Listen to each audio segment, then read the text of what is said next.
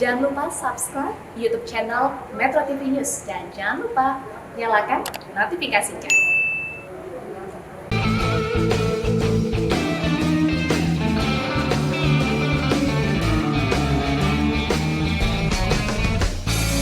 Dipersembahkan oleh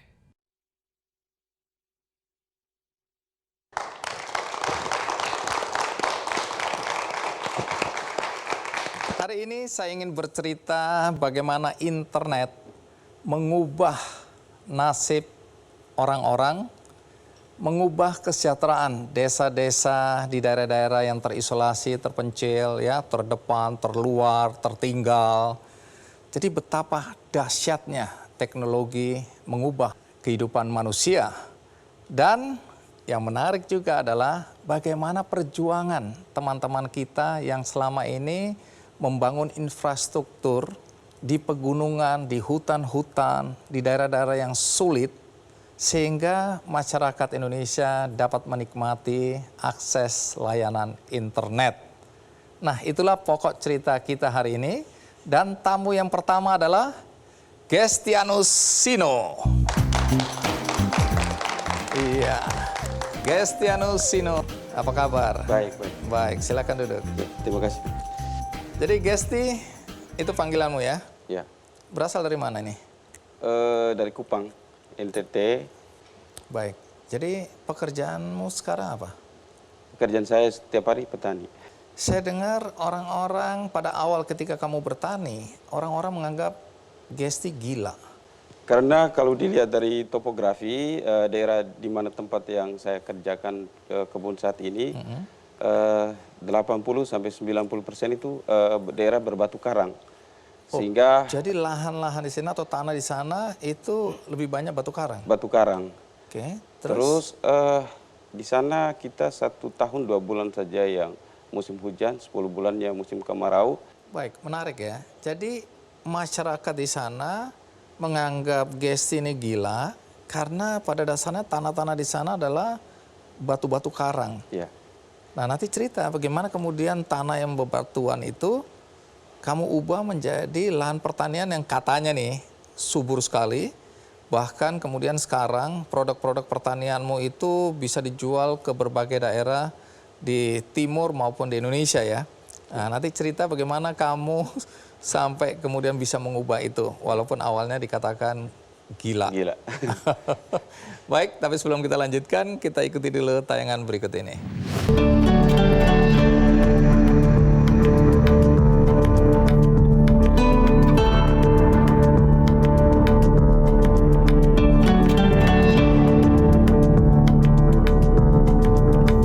Wilayah Kupang, Nusa Tenggara Timur cenderung kering akibat curah hujan yang relatif rendah. Namun, di antara tanah tandus yang didominasi oleh batu dan karang, terdapat lahan pertanian yang menghasilkan beragam jenis tanaman pangan. Ialah Gestianus Sino, seorang petani muda lulusan Fakultas Pertanian Universitas Nusa Cendana yang mampu mengubah lahan tandus bebatuan di Desa Penfui Timur, Kabupaten Kupang, dan mendirikan usaha pertanian organik bernama GS Organik.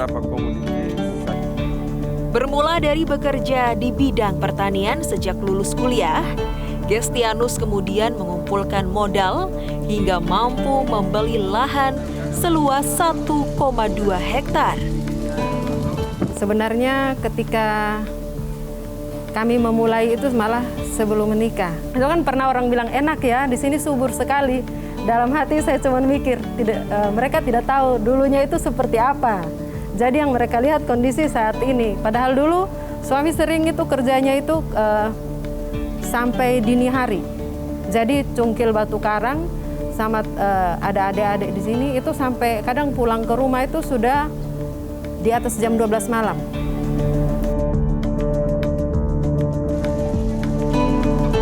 Tahun 2014, namanya kian santer terdengar di Kupang.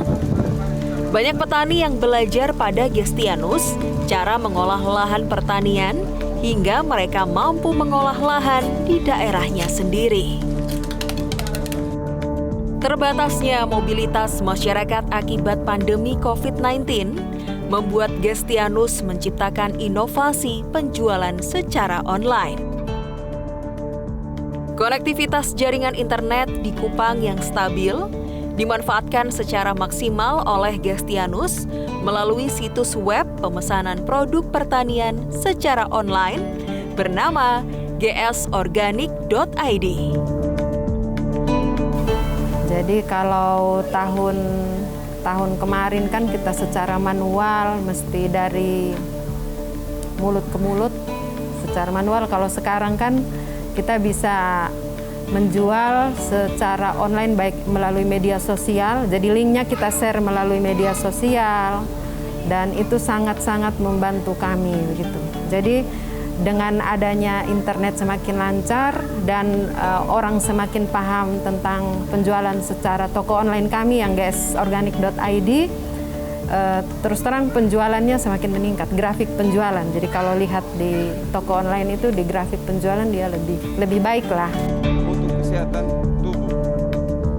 Semangat berbagi ilmu tentang pertanian, Gestianus wujudkan melalui Pusat Pelatihan Pertanian dan Pedesaan Swadaya atau P4S GS Organik. Selain berkomitmen untuk memperkuat ketahanan pangan di Kupang, Gestianus yang dikukuhkan sebagai Duta Petani Milenial tahun 2020 Kementerian Pertanian ini juga mengajak para generasi muda untuk menjalankan usaha pertanian.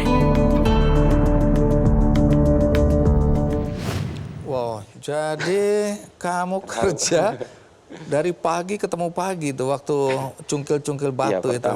Jadi awalnya batu seperti tadi tuh, karang-karang itu ya.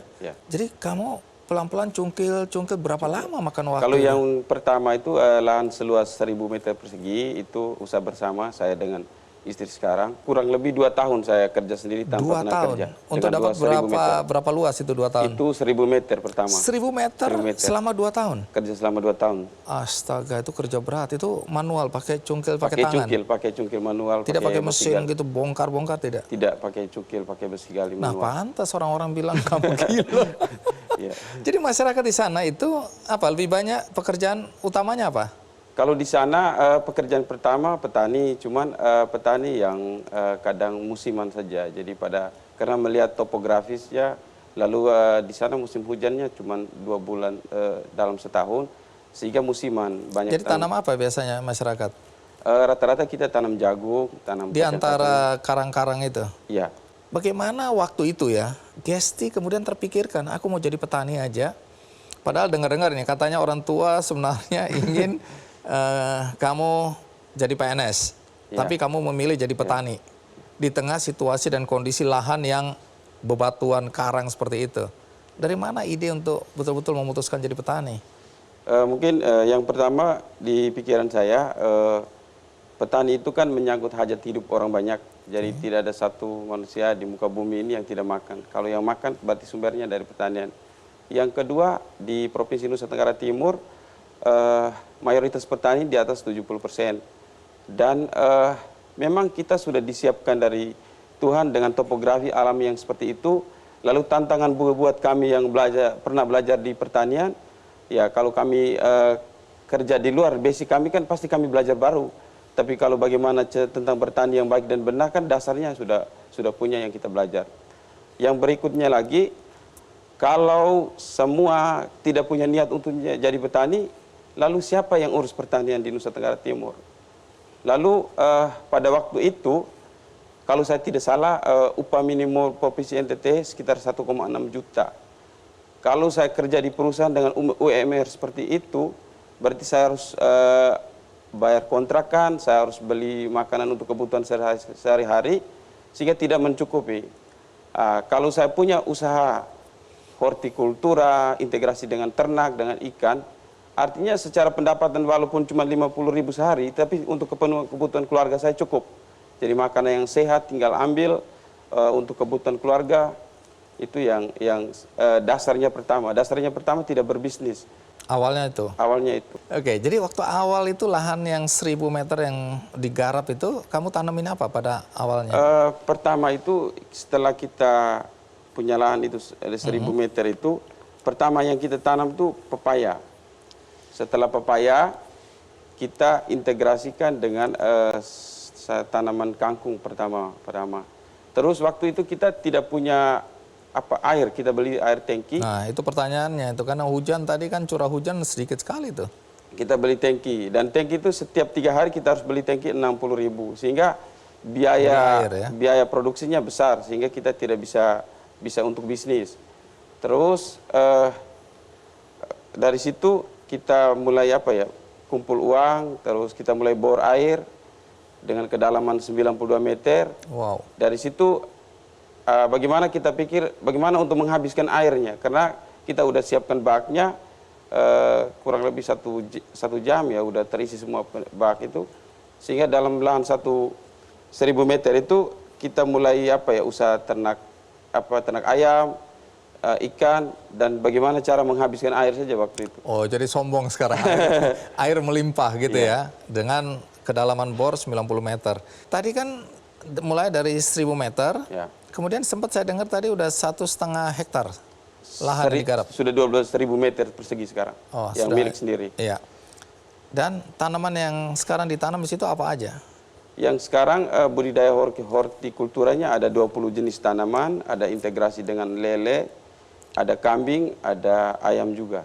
Dengan kita bikin kompos sendiri. Jadi ekosistemnya udah ada ini ya? Sistem pertanian integrasi di dalam satu lahan. Nah, yang jadi pertanyaan kemudian dari mana ide untuk kemudian jualan online? Terus itu kan cantik sekali tuh GS apa namanya tadi? Organik. GS organik dengan foto-foto sayuran-sayuran, tinggal kita pilih klik dan seterusnya. Nanti ceritakan mekanismenya dan siapa yang mengerjakan itu. Tapi kita lihat sinak, ikuti terus Kick Andy. Jangan takut jadi petani. Tunggu, aku ulang. Jangan takut jadi petani. Jangan takut Kenapa? jadi petani.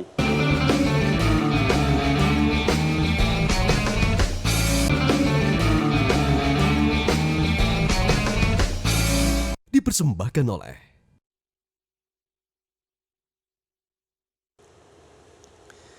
Gestianus, ketika masyarakat melihat upayamu ini untuk membuat pertanian ini sukses, bagaimana reaksi mereka? Apakah itu kemudian mendorong warga masyarakat untuk jadi petani? Sebenarnya Bang, saya mau tunjukkan bahwa kalau mau jadi petani itu harus petani yang total.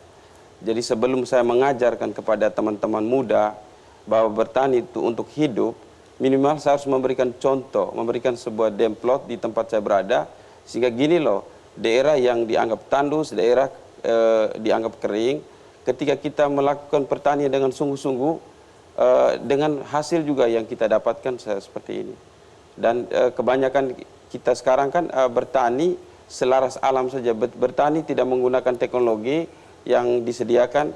Kita hanya jadi petani, tapi sarana untuk mendukung kita jadi petani cuman linggis, cuman pacul, itu kan kita akan terlambat itu.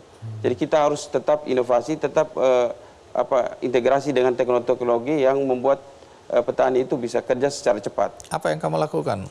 Istilah menggunakan teknologi itu apa? Teknologi misalnya di rumah kita pakai menggunakan irigasi tetes dan sprinkle.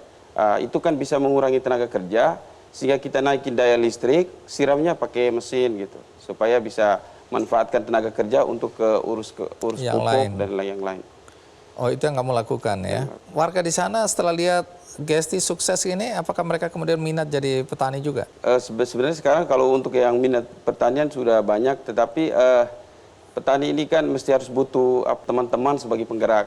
Sehingga saya tetap konsisten sebagai petani, dan saya bagaimana dengan mengajak teman-teman muda untuk terjun menjadi petani. Dan sekarang yang sedang bersama saya teman-teman PKL dari kampus-kampus, dari SMK-SMK, dan setiap bulan hampir ada teman-teman itu. Jadi itu bagaimana kita mendorong. Jadi tujuannya apa ya? Tidak perlu harus banyak-banyak, yang paling penting dari kampus utus sekitar 50-40 orang, 10 orang aja jadi niat untuk jadi petani. Dan mereka itu ini juga bisa menjadi motor penggerak di daerah mereka masing-masing ya. Dan kalau menurut saya, hidup di Republik Indonesia tidak perlu mesti kita jadi pejabat, atau tidak perlu kita mau jadi petani pun. Kalau kita lakukan dengan sungguh-sungguh, di mana kita berada kita bisa menghidupkan untuk orang di sekitar kita. Itu yang setuju sekali ya. Yang kita mau. Nah, artinya apa? Artinya ada pelatihan-pelatihan buat anak-anak yang datang ke situ ya, anak-anak muda ya? Ya, di sana kita juga sudah punya P4S, Pusat Pelatihan Pertanian Pedesaan Swadaya, yang di SK kan oleh Menteri Pertanian melalui BPP Kupang, Balai Pelatihan Penyuluhan Pertanian Peternakan Provinsi Nusa Tenggara Timur. Sebelum, ini kan tadi sudah menggunakan internet untuk jualan online, tapi sebelum itu produk-produk pertanianmu kamu pasarkan kemana? Sebelumnya kalau untuk pemasaran, saya panen sendiri, pergi order ke hotel-hotel, cari hotel, supermarket. Lalu awalnya kamu merasa penting untuk memanfaatkan jaringan internet untuk jualan online dari mana? Kalau untuk internet itu tahun 2020 saya mengikuti programnya Bakti Kemenkominfo. Saya mendaftar. Setelah mendaftar, saya juga salah satu peserta yang dipanggil itu. Terus kami dilatih bagaimana cara menjual secara online, terus cara mengambil foto. Oh, jadi sampai hal-hal yang teknis begitu ya? Teknis dilatih oleh Bakti. Pantas, cantik sekali itu sekarang. Iya. Nah, mekanismenya kalau ada orang mau pesan lewat aplikasi tadi, GS Organik tadi, bagaimana? Tinggal buka GS Organik, langsung opsi pilihan belanja. Aku pilih belanja, terus masukkan. bayarnya pakai apa? Bayar bisa COD, bisa transfer, bisa pakai OVO juga. Oh, dompet-dompet digital juga dompet terima digital, itu semua ya? Ya. Terus kalau aku sudah bayar, itu diantar atau aku ambil? Diantar, kita antar langsung. Dalam sehari kita antar. Nanti satu hari kita bikinkan 2 shift pagi dan shift sore. Sudah ada transportasi untuk pengantarannya. Kalau tadi diceritakan bahwa setelah memanfaatkan internet, jaringan internet untuk jualan online, itu omsetnya betul meningkat itu? Betul, meningkat. Pasarnya semakin luas lah ya? Pasarnya makin luas ya. Aku dengar karena prestasimu ini, kamu sekarang jadi duta ya? Duta apa itu?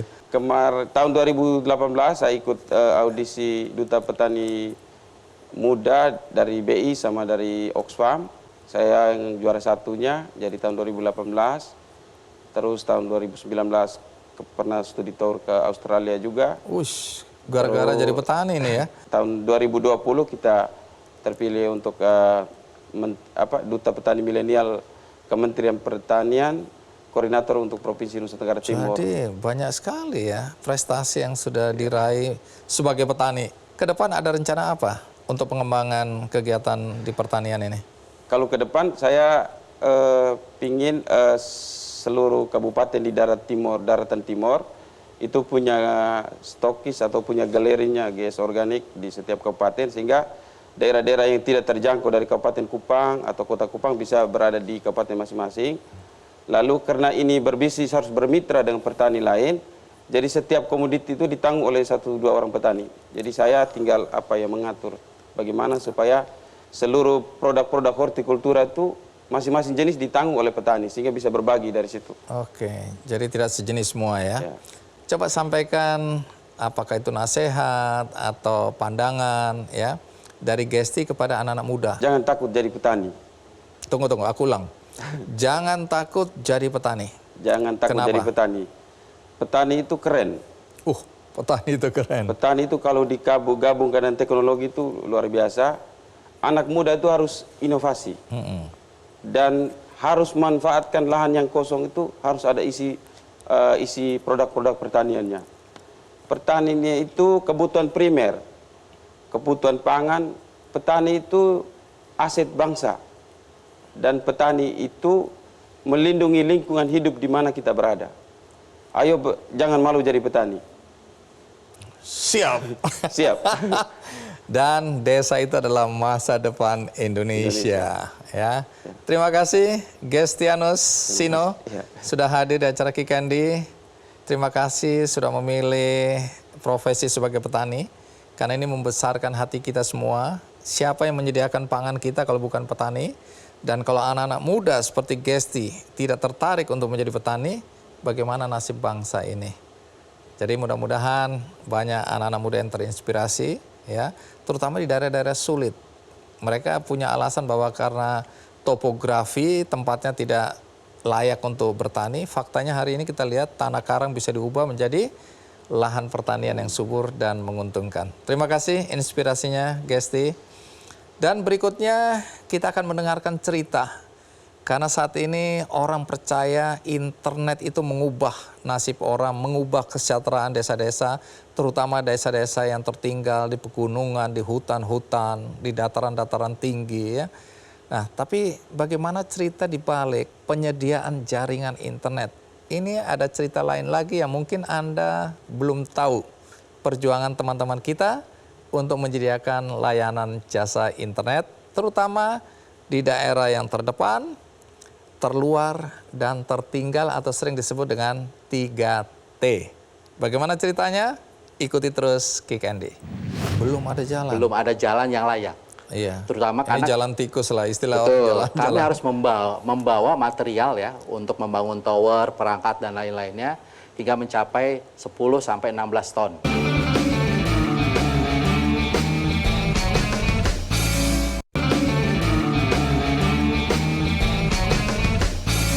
Dipersembahkan oleh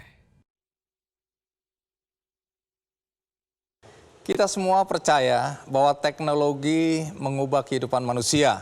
Dan salah satu diantaranya adalah internet. Kita tahu persis sekarang ini banyak sekali desa-desa, daerah-daerah yang tadinya terisolasi, kemudian tumbuh dan berkembang setelah internet masuk ke desa atau masuk ke daerah-daerah yang terisolasi. Nah, bagaimana cerita di balik penyediaan sarana atau jaringan layanan internet ini juga cerita yang menarik untuk kita ketahui. Bagaimana cerita di balik penyediaan jaringan internet ini? Mari kita sambut Anang Latif. Iya, Pak Anang, terima kasih udah hadir di acara Kick Andy. Apa kabar? Baik, Sehat? Sehat, alhamdulillah. Silakan duduk. Sebelum kita ngobrol-ngobrol ini tentang tantangan penyediaan jaringan internet ya, terutama di pegunungan, di hutan-hutan, saya dengar waduh ceritanya dramatis sekali. Tapi saya ingin tahu, Bakti ini perusahaan apa? Tugas utamanya apa? Bakti ini berdiri tahun 2006 lalu, sebuah organisasi di bawah Kementerian Kominfo yang memang didesain sebenarnya kelahiran Bakti ini untuk mengelola sejumlah dana. Nah, dana apakah itu? Yaitu dana yang diperoleh dari kontribusi operator telekomunikasi. Karena tahun 2005 dilakukan deregulasi di sektor kami, sektor telekomunikasi, bahwa dulu ya, yang namanya PT Telkom, PT Indosat ya, yang masih 100% BUMN milik pemerintah, itu menjadi agennya pemerintah untuk membangun infrastruktur telekomunikasi di seluruh pelosok.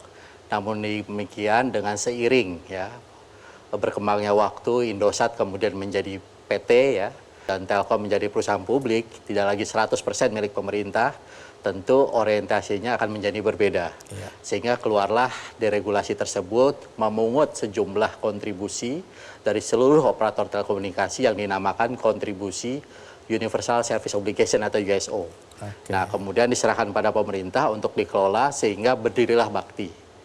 Ibarat tugas utamanya apa? Nah, tugas utamanya memanfaatkan kontribusi yang diperoleh tersebut untuk menyelesaikan persoalan infrastruktur yang tidak selesai oleh operator karena urusan bisnis yang tidak visible. Oke. Gap infrastruktur digital itu begitu besar. Antara perkotaan yang ada di Jawa, yang ada di pulau kota-kota besar Sumatera lainnya, dengan sebagian besar yang ada di saudara-saudara kita di Indonesia bagian timur. Atau mungkin utaranya, paling utara Indonesia, utaranya Manado sana ada Pulau Miangas, ada Natuna mungkin ya, ada paling selatan Indonesia Pulau Alor lainnya, hingga ke Papua dan pedalamannya. Nah itu gap ada gap yang besar gap yang sekali. Besar ya. Terus? Sehingga melihat cerita gap yang seperti cukup besar ini, pada saat itu Pak Rudiantara ya menyelesaikan secara bertahap. Dimulai dari kalau infrastruktur digital ini Bang Andi, itu ada 3 lapis. Ya, lapis paling atas ini dinamakan lapis backbone atau jaringan tulang punggung. Ya, lalu ini yang menghubungkan semua kota-kota. Lalu ada lapis kedua yang dinamakan lapis backhaul. Ya, bagaimana dari kota itu bisa mencapai kecamatan. Karena ini mencapai dari ibu kota, kabupaten, mencapai kecamatan itu PR juga. Wah, karena begitu lebih sebarannya berat lagi banyak. tuh kelihatannya. Ya. Lalu ada lapisan terakhir, lapisan yang dinamakan lapisan last mile. Ya, ini lapisan atau akses, katakan jaringan akses yang menghubungkan hingga ke rumah-rumah atau ke pelanggan handphone dan lain-lainnya. Ini PR lebih besar juga. Nah, bagaimana keseluruhan jaringan lapis ini bisa terselesaikan? Nah, pada saat itu di periode saya di awal 2016, bagaimana membangun jaringan lapis paling atas tersebut yang dinamakan lapis backbone, sehingga lahirlah yang dinamakan proyek Palaparing. Nah, ini menarik karena waktu itu kan pertama kali beberapa tahun yang lalu Presiden menyampaikan gagasan Palaparing ini. Orang-orang kan jadi bingung, ini apa maksudnya, ada yang bilang tol langit lah, apa segala macam istilah. Boleh jelaskan Palaparing ini apa sebenarnya? Nah, jadi 2016 kami melakukan survei, kajian, bahwa pada saat itu baru 400 kota dan kabupaten yang terjangkau dengan namanya jaringan serat optik. Di Indonesia? Di Indonesia, dari 514. Jadi tersisa 114 ya, kota dan kabupaten yang belum terjangkau jaringan serat optik. Kenapa jaringan serat optik? Karena jaringan serat optik ini adalah kelas jaringan yang layak sebagai kelas tadi ya, jaringan tulang punggung tersebut. Ya. Nah, pada saat itu Pak Menteri, Pak Rudiantara mengkomunikasikan bersama industri, akhirnya membagi dua tugas tersebut. Ya, setengahnya 50%-nya atau 57-nya diserahkan kepada BUMN kita PT Telkom. Ya, tentunya diberikan privilege pertama PT Telkom ini untuk memilih dari 114 tersebut. Oke, 50%-nya mereka ambil, dan kemudian 50%-nya kemudian di-structure untuk menjadi tugasnya bakti.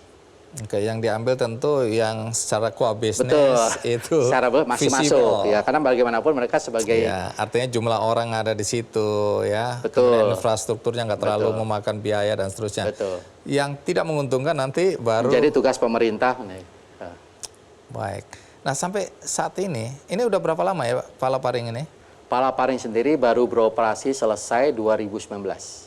Oke, jadi berapa daerah atau berapa apa istilahnya kota, desa yang sekarang sudah terakses melalui backbone ini? Ya, jadi 57 kota dan kabupaten ini ya, yang semula belum mendapatkan jaringan tulang punggung tersebut, dengan Palaparing mereka terhubung. Ya, 57 kabupaten ya, persis ya, 57 kabupaten.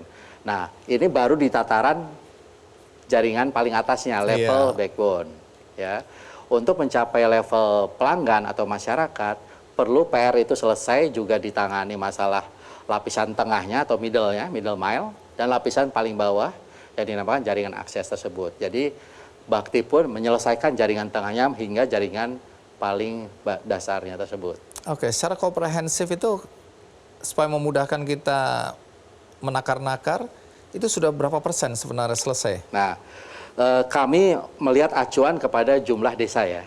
Nah, jadi Pak Joni Plate, ya, Pak Menkominfo, ketika di awal periode beliau meminta kepastian ya, database berapa jumlah desa yang belum terjangkau dengan layanan 4G, ya, layanan seluler 4G. Kenapa 4G? Karena ini sebuah teknologi yang layak untuk kita beraktivitas melalui internet.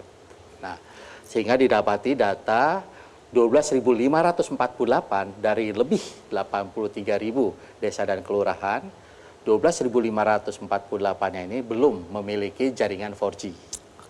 Sehingga beliau juga menjadikan persoalan ini menjadi persoalan bersama sektor. Membagi pula, ya, 3.545-nya dibebankan menjadi tugas operator seluler, itu di daerah non-3T kami nyebut. Nah, sisanya 9.113 di daerah 3T menjadi tugasnya Bakti Kominfo. Pokoknya nggak enak. Yang nggak enak kita dulu. Yang susah-susah. Ya. Oke, jadi itu yang dilakukan ya. Betul. Jadi kalau bicara persentase tadi, ini udah berapa persen ini sebenarnya selesai nih? Kami menargetkan, termasuk Pak Menteri ya, keseluruhan 12.548 ini paling lambat selesai di akhir tahun 2022. Jadi harapannya 2023 onwards ke depan seluruh desa sudah hadir layanan internet 4G. Seluruh desa di Indonesia. Seluruh desa di Indonesia. Nah, tapi soal kerja keras tadi nih, saya masih mikir-mikir. Ini kan artinya kalau kita bicara tugas bakti ini ke daerah 3T tadi ya, terdepan, terluar, dan tertinggal. Ini daerah susah semua ini. Ya. Dengan penduduk yang relatif pasti jauh lebih sedikit dibandingkan kota-kota yang sudah berkembang. Betul. Apalagi ini kita bicara pegunungan, misalnya daerah timur. Kalau kita bicara Papua itu kan bisa-bisa satu desa yang ditanemin katakanlah mau BTS atau jaringan, itu mungkin penduduknya cuma 50 sampai 100. Betul. Bagaimana melihat dari konteks kemampuan mengakomodasi jaringan ini dengan biaya yang dikeluarkan begitu besar? Ya. Itulah pentingnya ya, kenapa jaringan internet tidak lagi perlu melihat berapa jumlah penggunanya di lokasi ya, tersebut. Bahkan bukan cuma penggunanya, akses untuk menuju lokasi tersebut ya, yang sering kami temukan yang menjadi tugas kami, belum ada jalan. Belum ada jalan? Belum ada jalan yang layak. Iya. Terutama ini karena jalan tikus lah istilah betul, orang. kami harus membawa material ya untuk membangun tower, perangkat dan lain-lainnya hingga mencapai 10 sampai 16 ton. Sesampai di lokasi lebih banyak lagi belum ada listriknya. Nah, itu PR sekali buat kami. Namun demikian teknologinya sudah ada melalui solar panel ya. Sehingga kami pun hadir ya untuk menyiapkan listrik untuk penggunaan sistem BTS tersebut ya. Hingga 3 hari 3 malam listrik itu kekuatannya. Itu kenapa pekerjaan yang sulit ya, juga membutuhkan waktu yang pembangunannya relatif lebih sulit, lebih panjang dibandingkan membangun di perkotaan. Target semula kami sebelum Pak Menteri Pak Joni Plate hadir, ini akan selesai di 2032. Nah, tapi komitmen beliau tarik itu 10 tahun hadir lebih awal hingga 2022 ini selesai. Nanti cerita, ini bukan curhat, tapi ini kan cerita apa yang terjadi di lapangan. Nanti, tadi kan ada cerita bagaimana daerah-daerah yang nggak ada jalan yang layak untuk bisa menuju ke sana membawa berton-ton ya material untuk pembangunan ini. Nah, nanti cerita juga pengalaman dari teman-teman ya selama di lapangan seperti apa, daerah mana yang menjadi daerah yang penuh dengan tantangan atau paling tinggi tantangannya, dan apa target ke depan. Serta masyarakat mungkin ingin tahu juga, kalau semua ini selesai, apa sih manfaatnya, apa yang Anda lakukan di Bakti ini bagi masyarakat dan bangsa Indonesia. Tapi kita rehat sejenak, saya akan segera kembali. Nah, jadi kamu pernah mengalami itu? Jadi ketika sudah 2 kali kita gagal, akhirnya bos bilang, kamu jalan kaki ya. Oke, berapa hari itu harus 4 hari. menuju ke lokasi? 4 hari? Iya.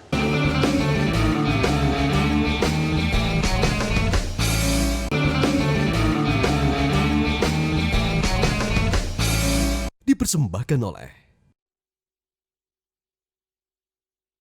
Pak Anang, kalau boleh tahu, daerah mana yang paling menantang selama Anda memimpin Bakti ini?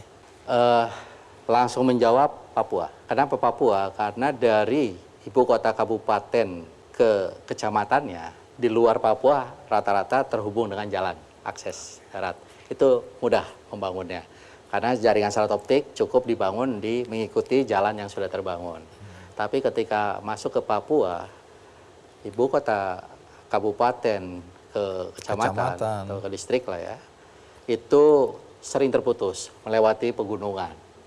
Nah, sehingga pilihan membangun komunikasi lewat radio atau microwave itu menjadi salah satu opsinya. Lalu dari kecamatan hingga ke desanya pun itu sering tidak ada akses jalan. Sehingga kami harus membangun jaringan tadi microwave ya, yang tidak cukup, ibaratnya kalau kami teknis itu satu hub itu antara ujung satu ujung satu. Mereka harus membutuhkan beberapa kali repeater yang secara berulang. Nah, inilah yang tantangan terbesar kami, Medan, untuk menghadapi di Papua.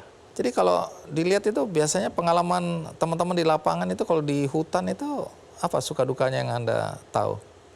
Perjalanan melakukan pembangunan infrastruktur ini ya memang saya ke depan ini selalu meminta ya kepada mitra-mitra kita, rekan-rekan kita ketika melakukan hal ini selalu mendokumentasikan.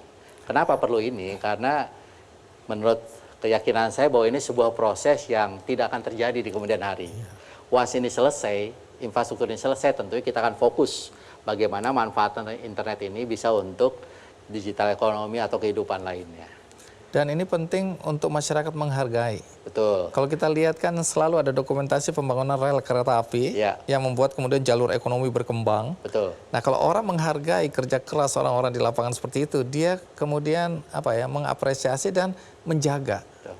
Karena kalau tidak bilang Allah itu sepele aja, dianggap satu hari satu malam selesai persoalannya. Nah, ini saya dengar Anda didampingi seorang teman yang ada di lapangan ya, yang selama ini juga bahkan ini di daerah timur kalau nggak salah ya. Betul. Bagaimana kalau kita ajak ngobrol aja? Ya, oke. Oke ya. Baik, namanya adalah Immanuel Karel Imang. Karel, terima kasih sudah hadir. Iya. Silakan duduk Karel.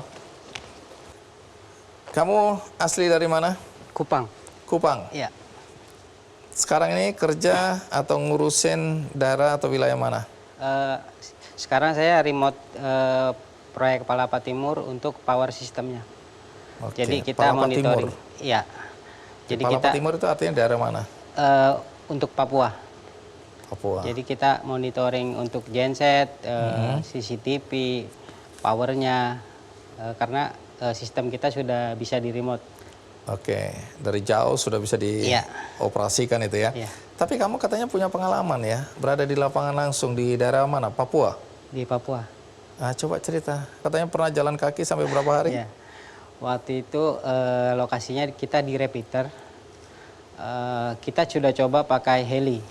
2 kali kita coba tembus, tapi cuaca tidak memungkinkan untuk masuk ke lokasi tersebut. Ini bawa material, barang-barang ya? Iya, kita bawa spare part sama toolkit, sama bahan makanan juga. Jadi helikopter nggak bisa masuk? Nggak bisa masuk. Terus? Karena lokasinya itu memang matahari itu muncul mungkin hanya 1-2 jam aja. Begitu itu kabut lagi tutup. Dan memang harus ada orang yang untuk sampai di sana duluan untuk guide.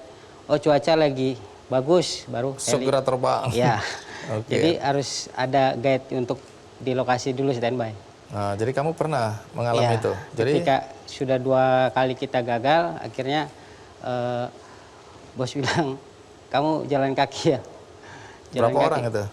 Waktu kalau dari perusahaan saya sendiri. Sendirian? Iya. Jalan kaki? Saya diperbantukan oleh masyarakat lokal. Oke, berapa hari itu? Harus 4 menuju hari. ke lokasi? 4 hari? Iya. Sebelumnya juga sudah ada yang pernah mencoba, cuma kena sakit kan. Karena jadi fisik batal, kan, turun lagi? Iya, fisik juga mempengaruhi. Ini ketinggian berapa ya?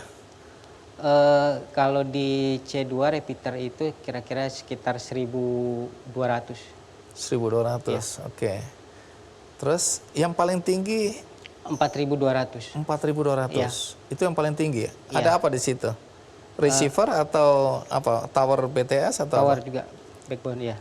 Oke, jadi bisa dibangun di ketinggian 4.000. Bisa. Ini Kita sekedar pakai gambaran ya. oksigen. Kalau Semeru itu kan 3.676 ya kalau nggak salah ya. Betul. Artinya ini di atas Gunung Semeru ini ya tingginya ya, lebih tinggi dari Gunung Kartens. Semeru. Ya.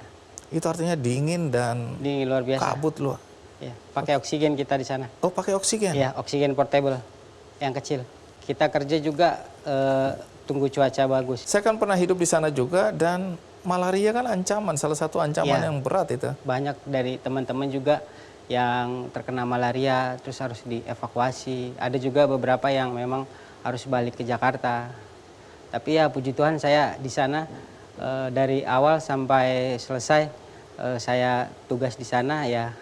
Mungkin karena kulit sama fisik juga. Berapa lama tugas di sana? Saya hampir 2 tahun, Pak. 2 tahun? Iya. Tantangan paling berat itu di daerah mana? Ya itu C4. C4 itu di daerah C7. mana itu? Daerah Pegunungan. Puncak. Oh, Puncak Jaya Iya, itu. Abema. Oh, oke. Di Iya. situ yang paling sulit. Iya, paling sulit. Anunya lokasinya ya. Iya, matahari kadang 1,5 jam, 1 jam, dan Hilang-hilang terus, kita- itu lembab, dingin. bikin kopi tuang langsung minum. Kalau tidak langsung jadi es Iya. kopi. Iya. Baik, ini kan hidup itu, karir itu kata orang pilihan. Iya. Banyak anak-anak muda yang begitu menghadapi tantangan seperti ini, udah deh lebih baik kerja enak-enak di kota. Iya. Kamu kenapa memilih pekerjaan seperti ini? Tantangan juga sih, Pak. Oh, jadi kamu senang Iya. menghadapi tantangan. Iya. Apa kebahagiaan yang didapat dari teman-teman yang bekerja di lapangan seperti itu? Apa kebahagiaan mereka? Pengalaman, terus kebanggaan tersendiri lah bisa bangun Papua.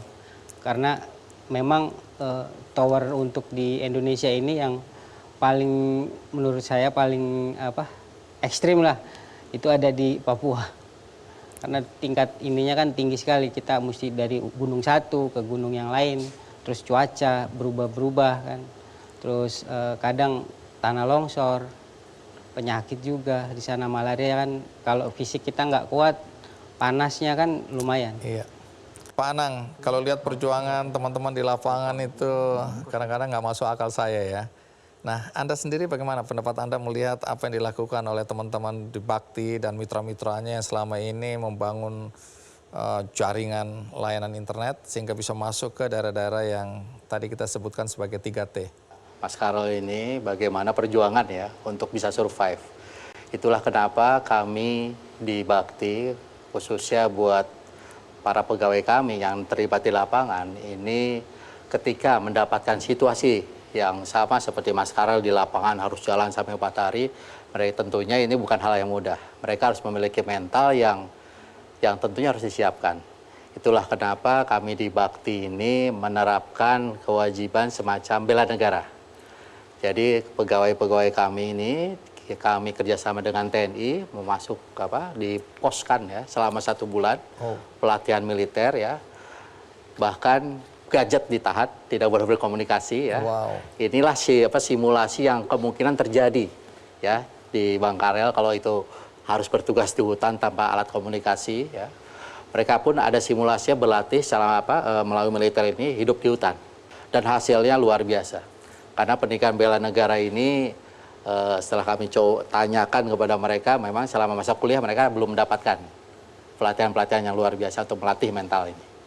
Oke, jadi bukan kesiapan fisik, Betul. tapi mental juga. Mental pun harus siap. Ya, 4 hari di hutan, kalau cengeng, orang-orang ini cengeng nggak akan jadi minta Betul. pulang aja ya. Pak Anang, kalau semua program di bawah Anda ini selesai, apa manfaatnya bagi masyarakat Indonesia dan bangsa Indonesia? Bapak Presiden telah menetapkan perlunya percepatan transformasi digital di seluruh sektor, di seluruh lokasi di Indonesia. Nah, artinya dengan menyelesaikan pertama persoalan infrastruktur ya, hingga ke pelosok untuk memastikan bahwa tidak ada satupun masyarakat Indonesia yang tertinggal ketika kapal besar negara Indonesia ini melakukan transformasi digital. Itulah kenapa Pak Menteri selalu menekankan 2022 ini merupakan batas kita untuk menyelesaikan infrastruktur hingga ke desa-desa. Tadi Bang Andi menyebutkan juga bahwa masa depan Indonesia ada di desa. Jadi pengalaman cerita Pak Gesti tersebut ya untuk memastikan bahwa bukan cuma pertanian ya, pariwisata, kesehatan, pendidikan semua bisa maju melakukan transformasi digital dengan seutuhnya ketika persoalan infrastruktur ini selesai. Terima kasih Pak Anang, terima kasih Karel udah berbagi cerita. Paling tidak hari ini saya belajar juga menghargai ya, karena kita sering beranggapan bahwa internet tersedia begitu saja, padahal di balik ini ada cerita-cerita perjuangan teman-teman ya, kisah suka duka yang dialami. Jadi mudah-mudahan sejak saat ini kita menghargai fasilitas internet yang kita manfaatkan dan memanfaatkannya dengan cara yang baik dan positif. Terima kasih. Berikutnya saya hendak bercerita seorang anak muda yang awalnya ingin berbisnis jasa layanan internet, tapi belakangan justru dia menjadi penggerak masuknya internet ke desa-desa. Bukan sekadar desanya, tapi lebih jauh lagi sudah sampai ke desa-desa di kecamatan lain, bahkan kabupaten lain. Ini cerita yang menarik, karena itu pastikan Anda terus bersama saya di acara Kick Andy. Jadi kurang lebih 2 tahun usaha tersebut dijalankan, kami belum berani ekspansi.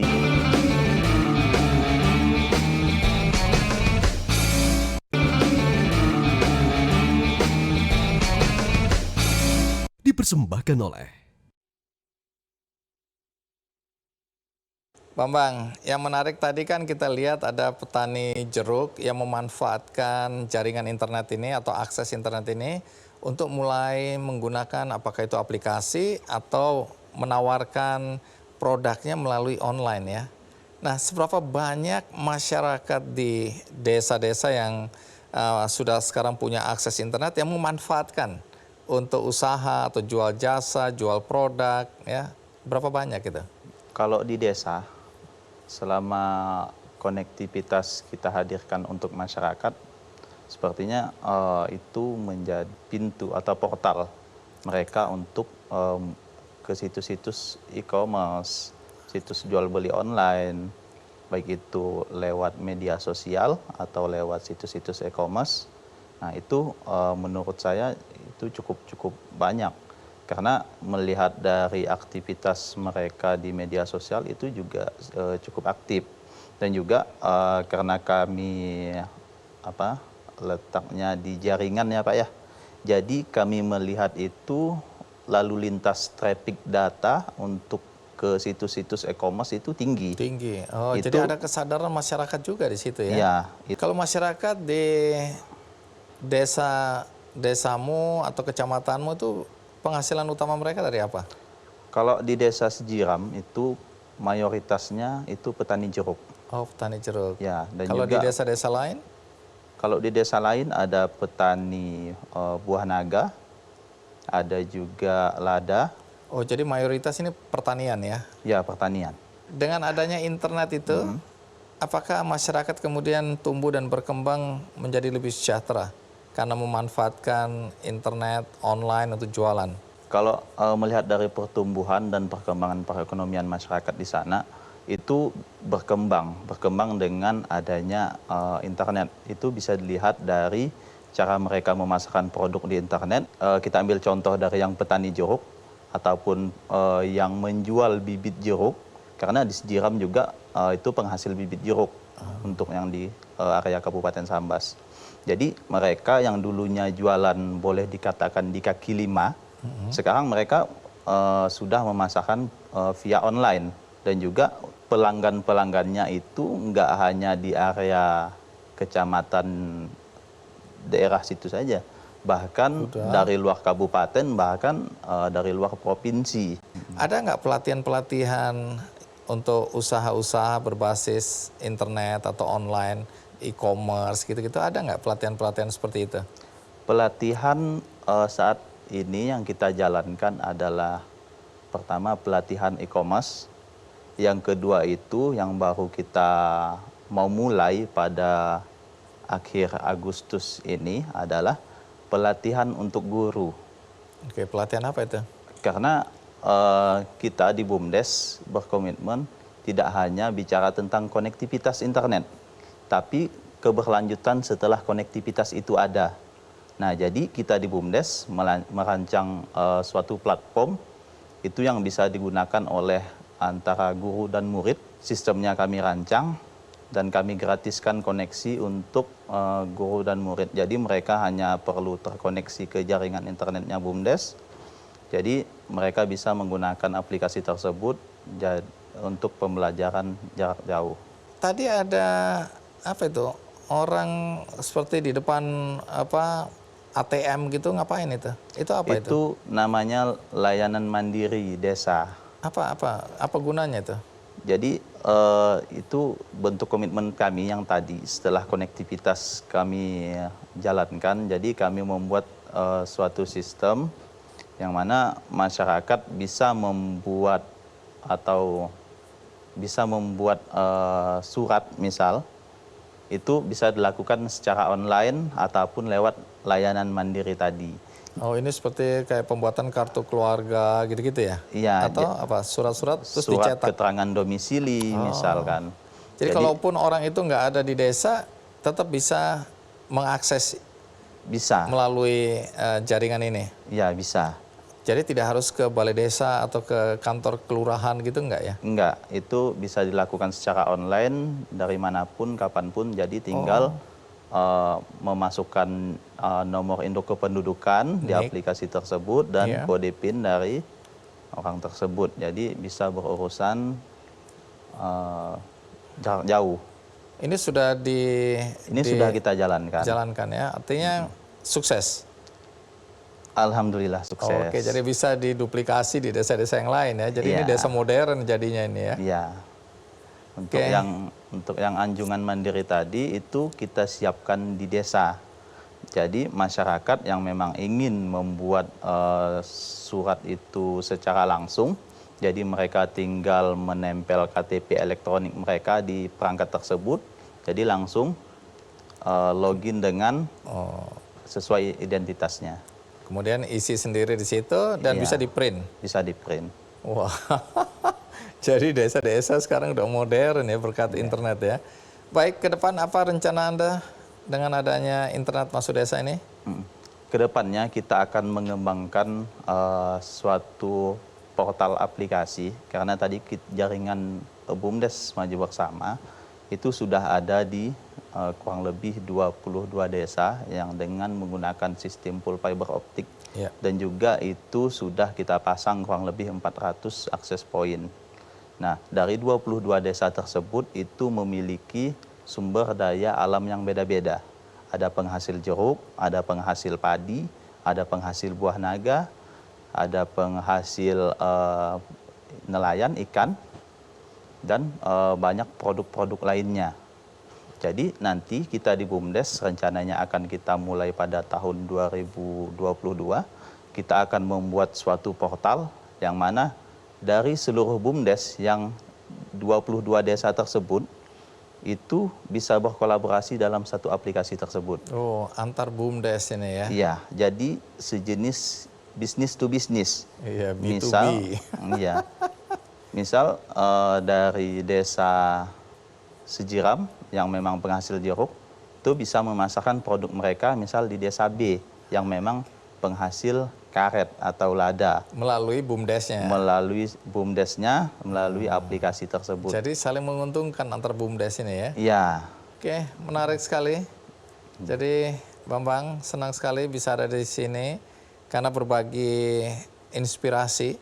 Karena banyak sekali BUMDes yang mungkin tidak punya pemikiran seperti ini. Jadi mudah-mudahan kalau banyak yang lihat, anak-anak mudanya terutama bisa memberikan inspirasi ini bagi desa-desa di tempat mereka berasal atau punya kepedulian pada desa, mulai juga bisa menjadi semacam motor penggerak ya, internet masuk desa, sehingga dengan demikian kita harapkan terjadi perubahan, terutama dalam hal kesejahteraan di desa-desa dan juga pendidikan. Sekali lagi terima kasih sudah hadir dari Kalimantan Barat. Semoga sukses ya. Baik, itu tadi cerita mengenai Bambang dan sekaligus menutup rangkaian cerita betapa internet masuk desa, internet mengubah kehidupan orang-orang di tempat-tempat yang terisolasi, terutama daerah terdepan, terluar, dan tertinggal yang selama ini termarginalkan. Mudah-mudahan dengan adanya internet masuk desa, maka Indonesia bisa lebih cepat lagi bergerak untuk tumbuh dan maju. Nah, di akhir acara ini seperti biasa saya ingin berbagi buku. Bukunya berjudul Keajaiban yang Mengubah Hidup dari Bersikap Tidak Ambil Pusing. Nah, ini bisa mengubah hidup kita. Bagi Anda yang tertarik untuk mendapatkan buku ini, bisa melalui kuis di Twitter Kick Andy Show. Juga bisa melalui undian di website kickandy.com. Dan bagi Anda tadi yang baru menyaksikan acara ini di tengah-tengah, jangan khawatir karena Anda bisa menontonnya dari awal melalui metrotvnews.com. Dan bagi Anda juga yang ingin melihat cuplikannya, itu juga ada di YouTube Kick Andy Show. Dan akhirnya bagi Anda yang di tengah situasi seperti ini ingin tetap berbuat baik, Anda bisa membantu saudara-saudara kita melalui donasi ke program-program penggalangan dana di benihbaik.com. tinggal klik benihbaik.com dan Anda memilih siapa saudara-saudara kita yang saat ini membutuhkan uluran tangan yang ingin Anda bantu. Akhirnya, semoga episode kali ini memberikan inspirasi dan semangat bagi kita semua. Sampai jumpa.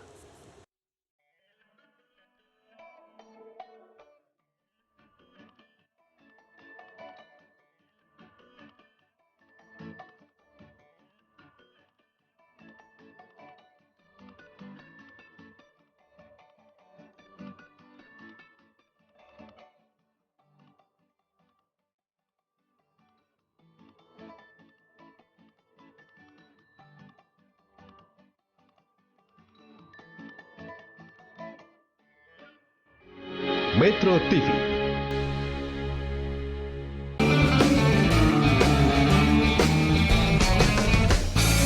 Dipersembahkan oleh Berikutnya kita akan dengarkan cerita tentang seorang anak muda yang menjadi penggerak internet masuk desa. Nah, apa yang terjadi ketika internet masuk desa? Mari kita sambut Bambang Iswanto. Iya, Bambang, terima kasih sudah hadir di acara Ki Candy. Silakan duduk. Bambang, umurmu berapa? 26 tahun, Pak. Jadi asal dari mana? Dari Desa Sejiram, Kecamatan Tebas, Kabupaten Sambas. Di Kalimantan Barat ya? Iya. Pendidikan formalmu apa? Pendidikan terakhir D3 Manajemen Informatika. Manajemen Informatika? Iya. Oke. Nah, ini aku dengar kabar bahwa kamu menjadi penggerak internet masuk desa. Ya, Padahal awalnya sebenarnya untuk kepentingan pribadi, tapi kemudian kamu melihat ada kepentingan yang lebih besar, yaitu desamu ya. Jadi penggerak internet masuk desa itu maksudnya bagaimana?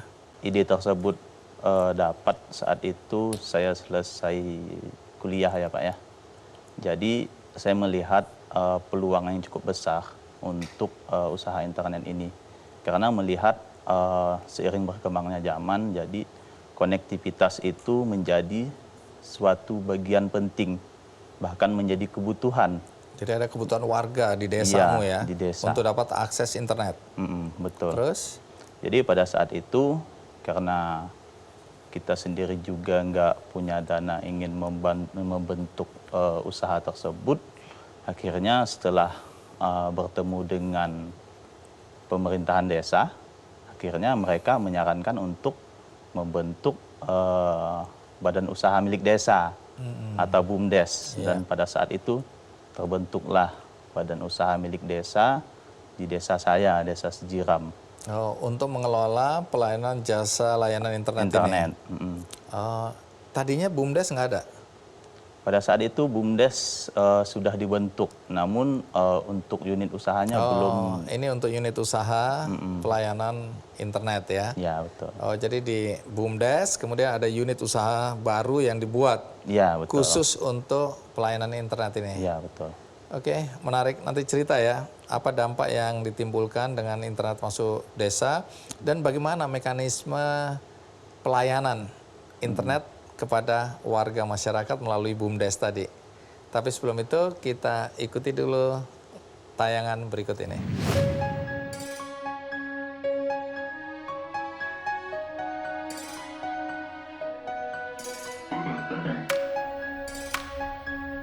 Dimulai pada tahun 2017 Mbak ya, saya melihat bahwa usaha di bidang konektivitas itu memiliki peluang yang baik. Kami berkoordinasi dengan pemerintah Desa Sejiram ingin membentuk badan usaha milik desa yang memang bergerak di bidang usaha layanan jasa internet. Nah, lalu pada akhir tahun 2019 kemarin kami mendapatkan lisensi dan izin dari Bakti Kominfo dan juga sosialisasi di 9 klaster untuk 193 desa.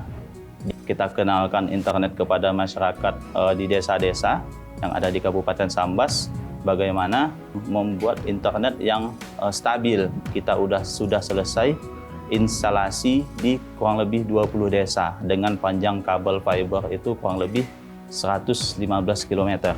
Dan juga kita sudah memasang kurang lebih 400 titik akses poin di 20 desa.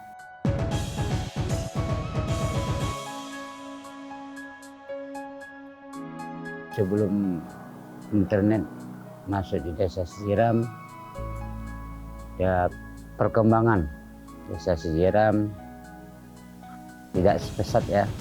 Setelah berdirinya WiFi dan juga internet, alhamdulillah informasi yang kami dapat ya cukup baik dan cukup kami rasakan pada saat ini. Dengan WiFi ini, internet ini, jadi pemerintah desa, baik Sekdes Kasih, KAUR ya, bisa melaksanakan tugas dengan maksimal. Ya.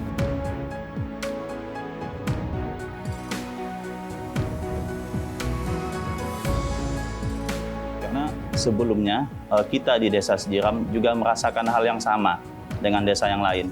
Karena seiring berkembangnya teknologi, jadi kita merasa konektivitas itu sekarang menjadi kebutuhan mendasar juga bagi manusia.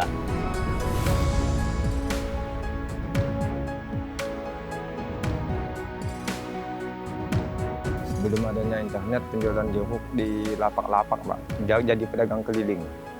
Itu pun di sekitaran Pasaran Tebas, Kabupaten Sambas saja, Pak. Kalau adanya internet, kita bisa memasarkan hingga keluar kabupaten sampai ke luar provinsi, Pak. Melihat peluang di internet itu banyak penjualan, jadi saya sendiri pun mencoba untuk memasarkan di internet. Dan hasilnya sampai sekarang sangat bagus, Pak, pemasaran di internet.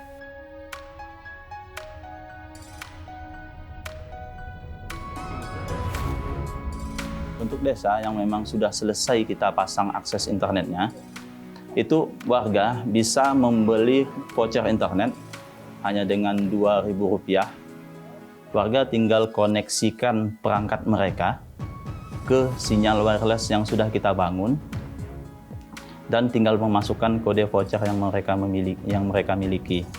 Nah, lalu untuk pelajar, saat ini kita dari BUMDes juga sudah menyediakan portal belajar online dan untuk mengakses media portal atau aplikasi tersebut tanpa dikenakan biaya.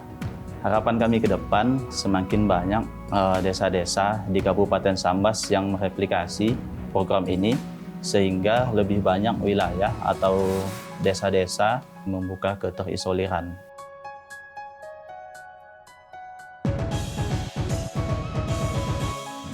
Di dalam kecamatan di mana Bambang tinggal ini ada berapa desa? Dalam kecamatan yang saya tinggal ada 23 desa. 23 desa. Tadi disebutkan ada 20 desa yang sudah ada jaringan serat optiknya gitu, Ya, fiber betul. optik. Untuk yang 20 desa tersebut itu sudah selesai kita instalasi full dengan jaringan fiber optik. Oke. Terus kemudian berapa desa lagi yang sudah memanfaatkan internet selama ini? Jadi dari total keseluruhan yang sudah kita layani sampai kondisi hari ini itu sekitar kurang lebih 70 desa. Baik via wireless ataupun via kabel fiber optik. Dan itu tersebar di Kabupaten Sambas. Oh, jadi bukan cuma kecamatan di desamu itu, tapi sudah lebih luas lagi jadi kabupaten. Ya, betul. Ini boleh tahu mekanisme atau cara kerjanya ini gimana? Ada unit usaha yang mengelola jasa layanan internet, dikelola oleh BUMDes. Kemudian tadi sempat dibilang bahwa masyarakat bisa membeli layanan jasa internet ini dengan membeli voucher ya. Coba ceritakan secara sederhana bagaimana sih cara kerjanya. Jadi sistem kita yang kita bangun di BUMDes Maju Bersama adalah, saya cerita mungkin dari awalnya dulu Pak ya, dari awal berdirinya unit usaha tersebut. Jadi pada tahun 2017 kemarin kita membentuk unit usaha internet di BUMDes Maju Bersama dengan niat untuk mempermudah konektivitas internet di desa. Karena kebetulan desa kami pada saat itu untuk koneksi internet sudah ada, cuma tidak stabil. Nah, jadi saya bersama teman-teman kemarin berinisiatif bagaimana membangun suatu bisnis yang bergerak di bidang jasa layanan internet. Nah, jadi setelah usaha tersebut berjalan, tapi kita tidak berani Pak untuk ekspansi ke area yang lebih luas pada saat itu. Karena kita keterbatasan izin. Jadi sampai tahun 2019 akhir, jadi kurang lebih 2 tahun usaha tersebut dijalankan, kami belum berani ekspansi. Terus setelah 2 tahun apa yang Jadi terjadi? setelah 2 tahun kita karena BUMDes ya, berkonsultasi dengan dinas kabupaten, saat itu dinas PMD kabupaten, jadi ternyata usaha tersebut ilegal. Nah, jadi mereka juga nggak berani support terlalu banyak. Iya. Nah, jadi setelah berkomunikasi dengan dinas PMD kabupaten, akhirnya mereka menyarankan untuk menghubungi Bakti. Pada saat itu saya juga nggak tahu Bakti itu apa. Saya kira nama orang gitu. Terus? Saya cari informasi di internet, ternyata Bakti itu adalah salah satu bagian dari Kementerian Kominfo. Dan perizinannya ada di situ. Iya. Terus? Nah, jadi setelah berusaha nih cari kontak Bakti, akhirnya pada saat itu kita dapat, kita hubungi dan ternyata mereka menerima dengan baik. Dan juga ternyata waktu itu mereka juga sudah ada program ingin bekerja sama dengan BUMDes untuk konektivitas wilayah boleh dikatakan minim sinyal internet. Oke. Itu ada program dari Bakti ya? Iya. Dan akhirnya dikasih ini programnya. Jadi setelah berkomunikasi dengan Bakti kemarin, kita diarahkan untuk menghubungi lagi. Kita dicarikan salah satu ISP yang memang siap bekerja sama dengan BUMDes untuk penyebaran konektivitas internet. Karena Bakti sendiri bekerja sama dengan mitra-mitranya nih ya? Ya. Oke, terus akhirnya jalan bersama-sama? Ya, akhirnya pada bulan Mei 2020 melalui perjanjian tripartit antara Bakti, BUMDes, dan ISP. Akhirnya setelah itu kita baru berani ekspansi ke area yang lebih luas. Dengan cara tadi menjual voucher ya? Iya, menjual voucher. Jadi kalau masyarakat mau memanfaatkan jasa layanan internet yang disediakan ini, mereka harus beli voucher. Ya, betul. Ada harga berapa aja vouchernya itu? Vouchernya kita sampai hari ini kita siapkan 2 macam, Pak. Iya. Ada 2.000 untuk 3 jam pemakaian, ada 5.000 untuk 12 jam pemakaian. Kalau bulanan ada nggak? Bulanan kita ada juga 50.000. Itu untuk yang voucheran. 1 bulan itu ada yang 50.000? Iya. Jadi sekarang sudah ada fiber optiknya 22 desa yang menggunakan wireless itu sekitar 72 ya? Iya. 72 desa. Dan ini bahkan di luar dari kecamatanmu. Ini digerakkan oleh BUMDes? Iya, oleh BUMDes. Di desamu ini? Iya. Baik, nanti cerita ya. Karena tadi kan ada petani jeruk kalau nggak salah itu ya. Yang memanfaatkan jaringan internet ini untuk jualan ya. Nah, seberapa banyak masyarakat yang memanfaatkan secara positif internet masuk desa ini dan apa perubahan yang nyata yang Bambang lihat di daerahmu ya? Iya. Nah, kita rehat sejenak. Pastikan Anda masih bersama saya di acara Kick Andy. Tadi ada apa itu? Orang seperti di depan ATM gitu ngapain itu?